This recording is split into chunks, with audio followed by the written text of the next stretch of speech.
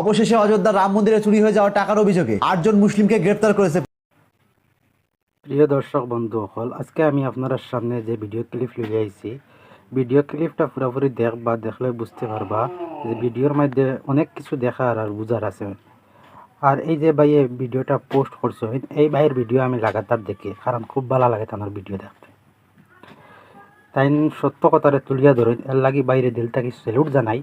আর বেশি কথা বাড়াইয়েন না, আপনারা পুরো ভিডিওটা দেখতে থাকুন। আর যদি আমি বাইরের আইডিটা দেখাইমু, আপনারা এই আইডিত গিয়ে দেখতে পারবা যে ভাইয়ে কিরকম সুন্দর সুন্দর কথাবার্তা করেন। খুব ভালো লাগে ভাইয়ের কথা, আমি সব ভিডিও তাদের দেখি, ওয়াচ করি। দেখতে থাকুন ভিডিওটা ভালো। অবশেষে অযোধ্যার রাম মন্দিরে চুরি হয়ে যাওয়া টাকার অভিযোগে 8 জন মুসলিমকে গ্রেফতার করেছে পুলিশ। আর সেই অভিযুক্ত 8 জন মোল্লার নাম অনুকল্প মিশ্রা, লবকুশ মিশ্রা, অবিনেশ শুক্লা, রামাশঙ্কর মিশ্রা, রামশঙ্কর যাদব ওরফে টিন্নু, মনীষ কুমার যাদব, সুভাষ চন্দ্র শ্রীবাস্তব এবং করুণেশ পান্ডে। এখন হয়তো নিশ্চয়ই ভাবছেন এগুলো তো কোনো মোল্লাদের নাম নয়, এগুলো তো সনাতনীদের নাম। একদম ঠিক ধরেছেন, এখানে অভিযুক্ত 8 জনের মধ্যে কোনো মোল্লাদের নাম নেই। এইটুকু মিথ্যে বলার জন্য ক্ষমা করবেন, এখানে অভিযুক্ত 8 জনই সনাতনী। কিন্তু একবার ভাবুন, অভিযুক্তদের নাম যদি রহিম, করিম, আব্দুল্লাহ বা মোহাম্মদ থাকতো, তবে সিচুয়েশনটা কেমন তৈরি হতো। প্রথমে এক শ্রেণী বিক্রি হয়ে যাওয়া রিপোর্টার নামে হকাররা এবং কিছু বিক্রি হয়ে যাওয়া কন্টেন্ট ক্রিয়েটাররা পুরো 1 মাস হিন্দু মুসলিম করে এই বিষয়টি এমন ভাবে রিপ্রেজেন্ট করতো, মুসলিম মানেই চোর, মুসলিম মানেই ধর্ষক, মুসলিম মানেই টেরোরিস্ট এবং মুসলিম মানেই জোর করে হিন্দুদের মুসলিম করার ফাঁদ। রাস্তায় রাস্তায় এটাও দেখা যেত বিভিন্ন ধর্মীয় পতাকা নিয়ে এদের সমগ্র জাতির বিরুদ্ধে প্রতিবাদ করছে। অর্থাৎ শুধুমাত্র এই 8 জনের জন্য সমগ্র মুসলিম জাতিকে দোষারোপ করা হতো। অথচ আজ সবাই চুপ। তার কারণ একটাই, এই ঘটনায় কোনো মুসলিম শামিল নেই। নিট পেপার ফাঁস হলো, এরা পুরোপুরি চুপ। কয়েকদিন আগে অভিষেক মিশ্রা ওরফে আদিকর্তা নারায়ণ দাসকে সাধু বেশে মেয়েদের হেনস্থা করার অভিযোগে পুলিশ গ্রেপ্তার করলো,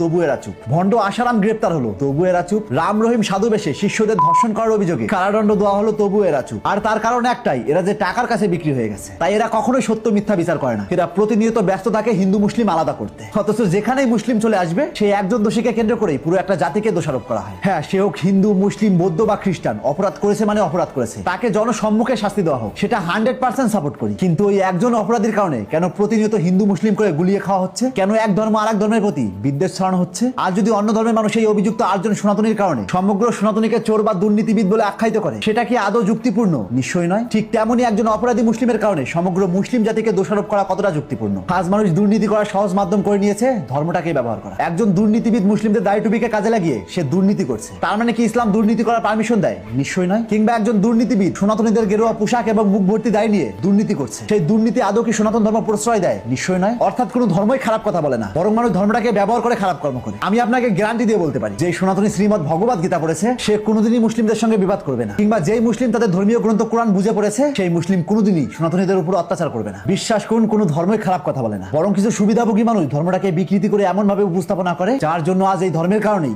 মানুষের মধ্যে এত ভেদাভেদ। আর এই ভেদাভেদের কারণে হিন্দু মুসলিম ভাই ভাই এই বাক্যটি আজ বিলুপ্তর দ্বার প্রান্তে। তাই ভিডিও শেষে একটা কথাই বলতে চাই, মানুষ কে কোন ধর্মের তা না দেখে তার দোষ দেখুন এবং তার দোষ অনুযায়ী তাকে শাস্তি দিন। কিন্তু যারা দোষ করেনি তাদেরকে দোষী বলা পৃথিবীর সবচেয়ে নিকৃষ্ট অধর্মের কাজ। 60 বছরের জীবন ভেদাভেদ করে কি পাবেন বলুন তো? আজ মরে যান, কালই মানুষ আপনাকে ভুলে যাবে। তাই আসুন না, মানুষের মধ্যে ভেদাভেদ সৃষ্টি করার পরিবর্তে মিলেমিশে থাকার কথা বলি। ধর্মের মধ্যে ভেদাভেদ সৃষ্টি না করে একসঙ্গে মিলেমিশে বসবাস করি। কে কি খাচ্ছে তা না দেখে কে না খেয়ে আছে তার কথা ভাবি। তবেই হয়তো আমাদের দেশ একটা আদর্শ দেশ নামে পরিচিতি পাবে। তবেই হয়তো ঈশ্বর এই মানব জাতির জন্য গর্ববোধ করবে। তাই আজ থেকে চোখ খুলুন, আর এরকম ইন্টারেস্টিং ভিডিও প্রতিনিয়ত পাওয়ার জন্য তাপস এক্সপ্লোরার পেজটিতে ফলো দিয়ে রাখুন।